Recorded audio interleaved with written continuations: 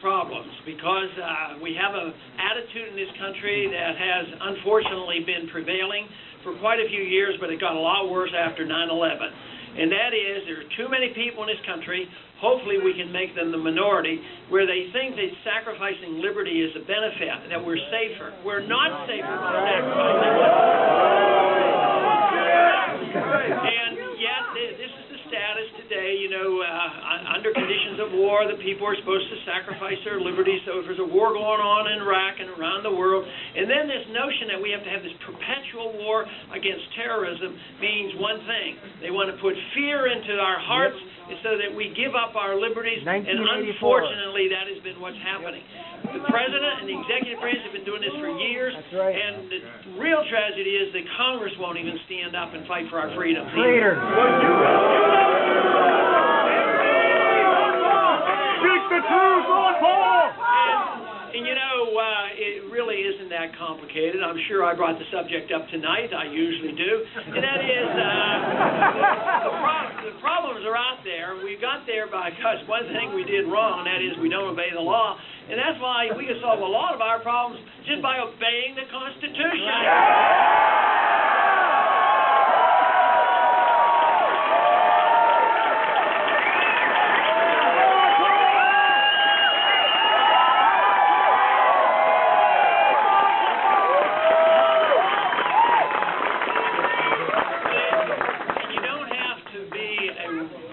Genius to figure it out. The Constitution was written to restrain the government, not to restrain.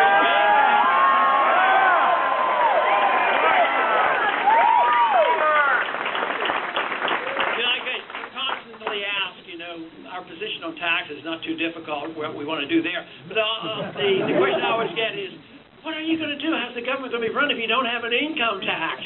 And I say, what tax are we going to have? Like nothing. But that won't work unless we cut spending. The key question that we as a people, and actually the younger generation, will have to answer in time is, what should the role of government be? And the role of government ought to be the protection of liberty. Protection of liberty is what it should be involved in. Our freedoms come to us in a natural way, a God-given way. The government should be very limited for the protection of those liberties, with the full faith and confidence that free people are quite capable of taking care of themselves.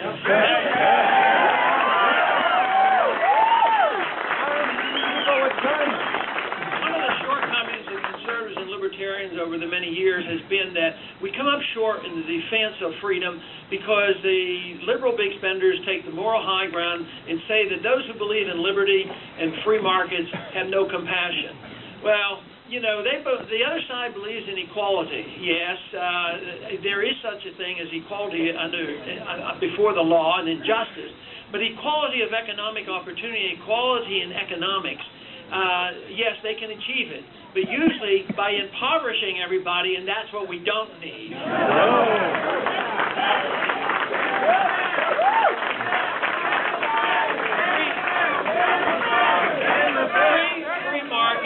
Free markets do work, and we have to learn how they work. We have to learn about how low taxes and less spending is really beneficial to everybody. But tonight I did get a chance to talk a little bit about monetary policy. I didn't say it as clearly as that is, when it comes to monetary policy, there's a very simple solution. You just get rid of the Federal Reserve System.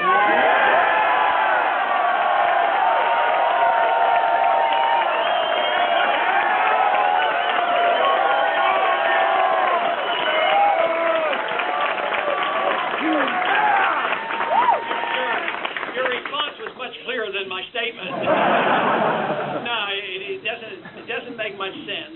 And I think anybody with a little common sense can figure it out, that if you allow a government to spend endlessly and to print the money when they need it, they're going to do it. Right. So you don't trust the government to do that, and yet we're doing it. And once again, they've done it thousands of years. Actually, they've destroyed currencies. It usually comes under conditions of war. We had an attack on our dollar in the 1970s, paying for guns and butter of the 60s. This one's much worse because we've spent a lot more. We're in debt. We don't have good jobs here anymore, and we owe foreigners so much money. So this